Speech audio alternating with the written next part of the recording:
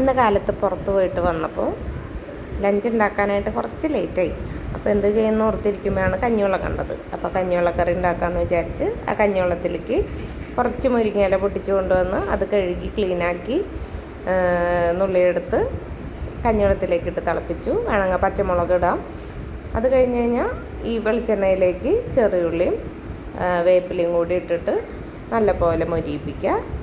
എന്നിട്ട് കറിയിലേക്ക് ഇടുക. കറി റെഡിയാണ്. വളരെ സിമ്പിളാണ് കറി ഉണ്ടാക്കാനായിട്ട്. പിന്നെ ഇന്നലെ മസാല തേച്ച് മാറ്റി വെച്ച മീനും വറുത്തു.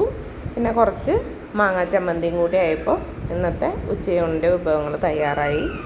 അങ്ങനെ മട്ടയരി ചോറും മുരിങ്ങയില കറിയും കുറച്ച് മാങ്ങാ ചമ്മന്തിയും മീനൊക്കെ ആയിട്ട് ഞങ്ങളങ്ങനെ ലഞ്ച് കഴിച്ചു. ഓക്കെ, അപ്പോൾ ഈ കറി ഉണ്ടാക്കാത്തവരുണ്ടെന്നുണ്ടെങ്കിൽ ഒന്ന് ട്രൈ ചെയ്ത് നോക്കിയോളൂ. ഉണ്ടാക്കുന്നവരാണെന്നുണ്ടെങ്കിൽ നിങ്ങളുടെ അവിടെ ഈ കറീനെ എന്താ പേര് പറയാമെന്നൊന്ന് പറഞ്ഞോളൂ. Okay, thank you.